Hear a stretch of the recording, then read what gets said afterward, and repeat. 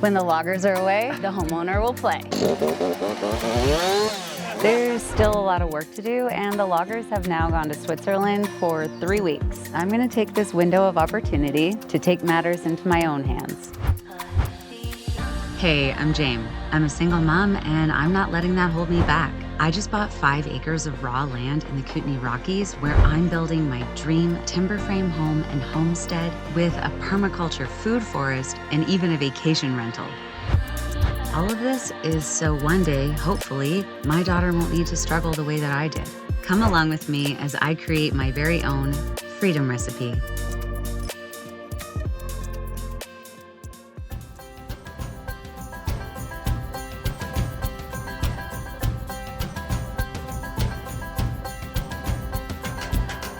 Welcome back. This week I decided to flip my switch on this whole development process. What's done is done. The trees that are down can't go back up. So instead of crying about it, I'm reminding myself of what I'm building here. Where I'm sitting right now is actually going to be the orchard, so it still needs to be cleared. The same can be said about where the tiny home is going to be. That is still heavily forested, but so much has been done so far. I think we're going to have a lot of friends in the video today. Yep.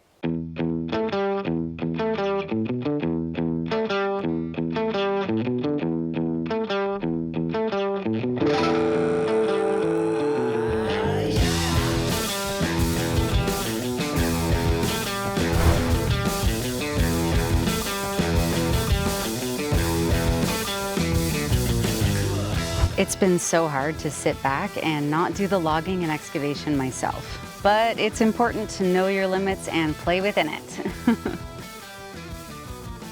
These big machines make fast work with skilled operators behind them. I want to give them some screen time because they've been so solid and professional.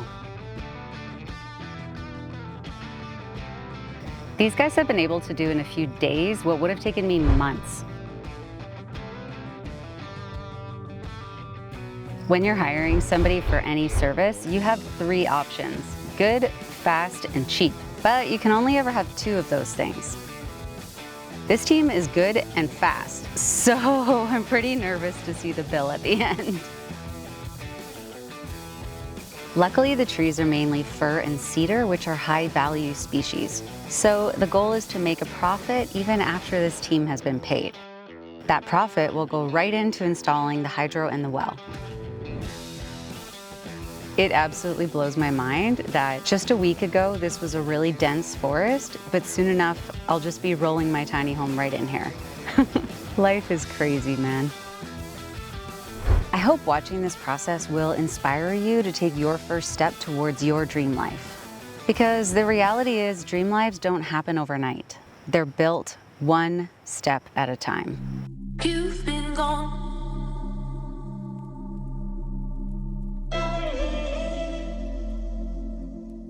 Apparently today I can actually drive to my build site. This is such a huge moment. I've never been able to actually just drive my car into where I'm gonna live. It feels surreal. And my neighbors told me that they walked it and that it was awesome. So here we go. Whoa. Whoa. Okay. It's still pretty steep. I'm like, am I gonna be able to get back up? Well, it's too late now, we're going. The machines are still here because they're coming back. It's not quite done. Whoa. I'm kind of sliding around, but I am driving on it. I am driving on my driveway. Whoa.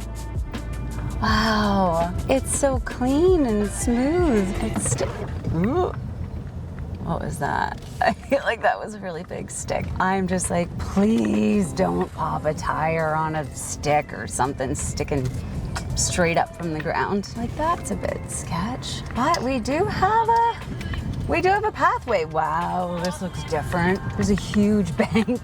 Okay, when he said, oh yeah, there'd be a 15-foot bank, I thought he was exaggerating. But he's not. Oh, can I get out of here? It's very muddy. Oh my God, go, go, go, go, go, go, go, go. I need a truck. Should have bought a truck. That is my #1 country song. should have bought a truck. Whoa, the soil is super clay, which not great for building a house, but really good for a pond. Wow. Wow, wow, wow, wow. This is nuts. Oh my God. Let's go explore. This is developed land, that's for sure. But there aren't any stumps, so it doesn't feel as much like a graveyard. What's been really cool is since all of this opened up, I've seen bees here for the first time. There were no bees because I'm guessing there was no sun. Whoa, there's one. Oh. Yeah, very, very different. Very, very different. But there's still a lot of forest over here. And then look at that, that's the driveway. Coming right down. I hope I can get back up. Otherwise, we're camping here. We live here forever. Already. It still feels like I live in the forest, but now I live in a forest with sun. This morning at 9 a.m., my friends from next door came and walked through, and they sent me a message that said, "It is now called the Sunny Gully." And I'm excited that they're excited, because sometimes out here people can get really upset about the nature changing so much, which I can understand because I obviously get upset about that as well. Looking at it now with such an open space and sun coming through, I am focusing on the future. I am focusing on planting an orchard, growing food, and having this become the place that when people come to visit, say in 10 years, 20 years, it's a wow kind of place.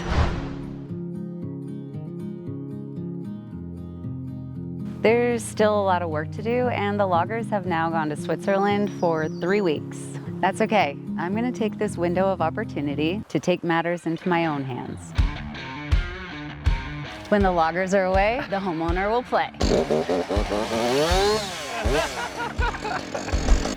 So this is my brother Ben. Hello. And this is Coco. Coco Bongo, what's up? And don't worry, we always make sure that Coco is not around any of the falling trees. After watching what the loggers were doing, I was like, you know, I could have fallen a lot of the trees that were under a size that I felt comfortable with, which is about 1 foot in diameter. So I brought my chainsaw today, and we're gonna tackle the smaller trees. It just doesn't make sense to me that I would pay somebody else to cut something down that I could do myself. I am hoping that I'm not making it more difficult for them when they get back, because there's gonna be a bunch of fallen trees. But they keep telling me that I'm in the driver's seat because it's my property, so okay, here I go. So we're trying to figure out what's worth us trying to take, because when the smaller trees fall, they land on the bigger trees and then they're just hanging out there. And we're not going to take the bigger trees because the loggers are going to take that to sell to the mill. I want to drop them, but yeah. Patience, patience. I know you want to play now. Sorry, guys. Excuse me, we're trying to film. But yeah, we can still drop a bunch of these. Okay. Trying to make it so it's not more work for them to do, I suppose. Mind you, they got the machinery and stuff to make it a heck of a lot smoother. Yeah. If they have a game plan for the stuff that they want to make some dough off of, then we don't want to make it harder for them, which in turn also costs you more. Totally. That's exactly it. We're here to try to save you some money. Well, I mean, selfishly, I have a lot of fun doing this, so. We're thinking about cutting the ones that we could just move by hand, so that after they fell, then we can just pull them out of the way. So they're down and they're not a falling hazard on somebody that comes in that doesn't know if they're cut or not. What's up? What's this one? Yeah. What's that? What's that? Yeah. 100,000 sticks, but that's the one. That's the one. Yeah, just like skinny ones like that. Yeah. 10-4. Doing it? Doing it. Doing it. All right. Wow, wow, wow, wow. Headphones. Oh, gloves.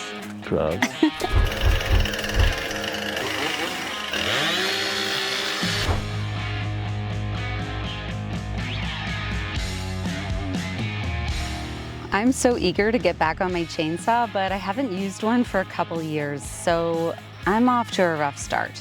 Are you using the teeth to lock in and let it kind of, or are you holding it in like the middle and trying to do all the force? I've used a chainsaw before. It has never been that difficult.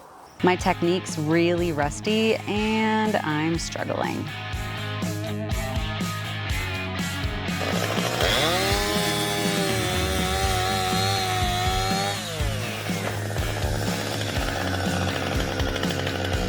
After a quick lesson from Ben and a few new tricks up my sleeve, I'm back in the game.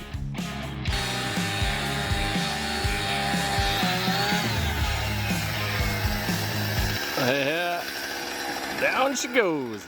Oh yeah. I also said sorry and thank you to every tree that sacrificed its life for us to live here.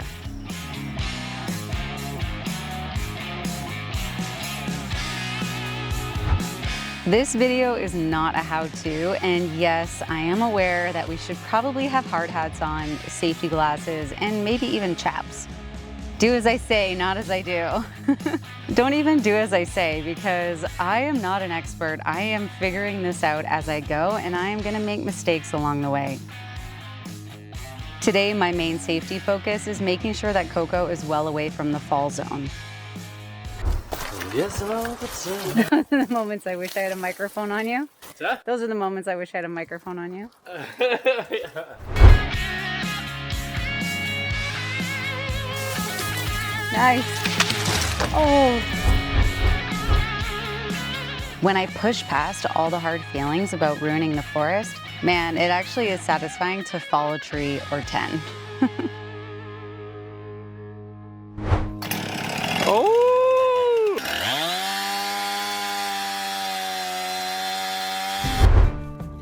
I'm feeling much more comfortable now, and I have to rein myself in because I want to keep just clearing the trees no matter the size.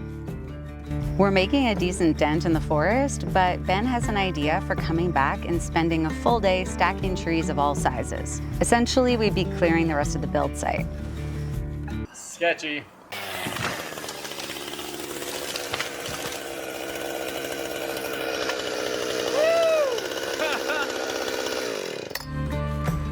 So I decided to message the loggers to ask if we could fall some of the bigger ones next week and if that would save them some time and me some money. I'll let you know what their response is next week.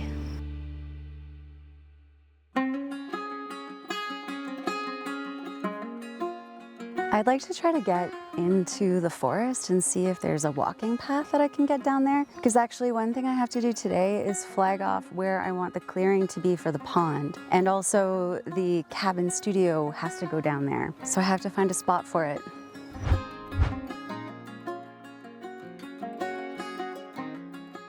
So now there's this big berm that is actually helping support the road, but there's no pathway down. I want to find a way to get down into the bottom of the gully to flag off the pond. Adventures, this whole thing is just constant adventures. I might have found a good spot. It's still a pretty forest down there though. Goodness, it's nice. I can do this. We're just gonna follow this log. Ow, ow, ow, get stabbed by a tree. Ow. I need to focus. Okay, I'm gonna get down there and I'll come back to you guys when I'm safe.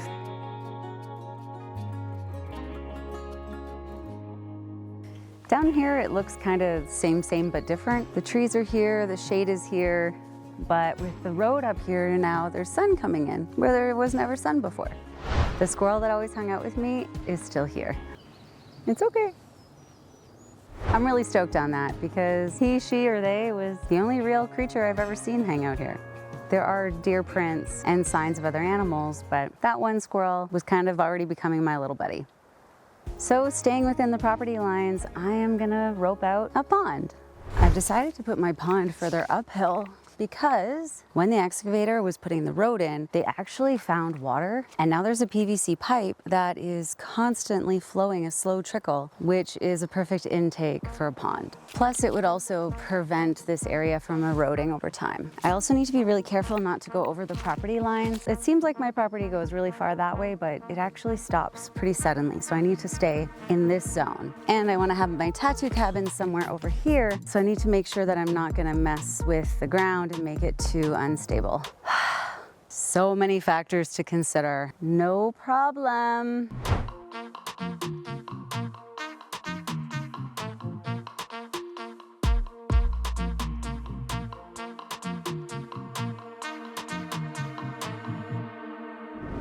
So this would be the view from the cabin studio. I think that pond is the perfect size. And actually the square footage of the pond is bigger than the tiny home. Yeah, like 3 times bigger. I think it'll be just fine. The thing is, I still don't know how much all of this is gonna cost. Initially, they said it would take a week and that would be about $25,000 plus the gravel surfacing of the road, which could take this whole project up to $39,000. And I'm kind of like, we're at the week. Like, it's done. It's been 5 working days that they've been here and we still have more to go. So I don't know if I'm gonna make as much as I thought I was gonna make to pay for the hydro and the well. Plus, if it's gonna take longer and they're paid hourly, then logically the excavation and the logging is gonna be more expensive. Cool. Oh, yeah, this is totally a leap of faith that I'm taking. I really wanna be able to just roll the tiny home here, plug it in, hook up a hose, and be like, we're good to go. I really hope that happens. Otherwise, to be honest, I don't know what I'm gonna do. And my tiny home isn't built to live off grid. So I'm gonna try to do as much logging myself as I can with me and my handy chainsaw and my ace up the sleeve dope brother. And I'm just hanging on by a wish and a prayer. Oh my gosh. Yeah, there it is again. Me just saying, it's gonna be fine. It's gonna be fine. Yeah.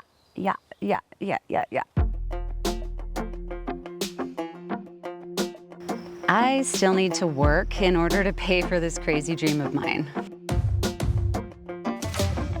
I get a lot of inspiration from other YouTubers that I follow, like Jenna Phipps, Kinging It, and Eamon and Beck, who are all building their dream lives as well. However, they're building it as a couple. That means 4 sets of hands, double the amount of work hours, and most often, dual income. It's just me building my homestead solo. So today, I'm helping a plumbing client install their water line for their ice maker. And for the first time, I'm plumbing all on my own. Not gonna lie, it would be amazing to have a teammate working on the land development while I'm hanging out in this crawl space. But on the flip side, I'm extremely grateful to own my land completely by myself. That way, the roof that's over my daughters and my head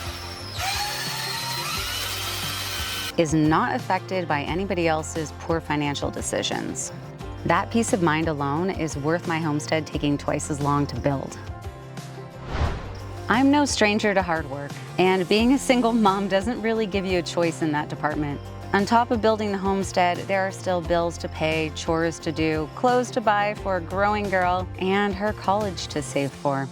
I still manage to do work that I enjoy, so that keeps me sane. Yeah, it's scary to not know how all of this is gonna work out, but big risks come with big rewards. And I'm doing all of this debt-free, so really the risk isn't as great as it would be if I was taking on a giant mortgage. I'm really hoping that I can keep it that way, at least until we move the tiny home and all the structures here. I just want to get here and still be debt-free. But the truth is, I kind of have to do whatever it takes to pull this off. I have 80% faith in myself. So please, if you could leave a supportive comment, it would mean the world to me. Because other than days when I'm lucky enough to have my brother here to help me, I am on my own. My daughter's not big enough to operate a chainsaw yet. One day. I'm also really trying to remember why I'm doing this crazy project, which is to have more freedom. And that means being able to go on day trips with my daughter to beautiful places like the hot springs. Getting out and exploring our area, having fun, and being in the present moment with her reminds me to just not work all the time. I've lived in a lot of different places around the world, but I chose to raise my kid in this location because not only is it geographically beautiful, but the community is amazing. And I want to make sure that we're participating in that and I'm not being totally consumed with future plans all the time. She's only young once, and this land of ours is gonna be in our lives forever. The first ingredient in my freedom recipe is, after all, time. Having time to do the things I wanna do, especially with my daughter, is my top priority and my North Star. And no matter what you do in life, remember to pour love into it.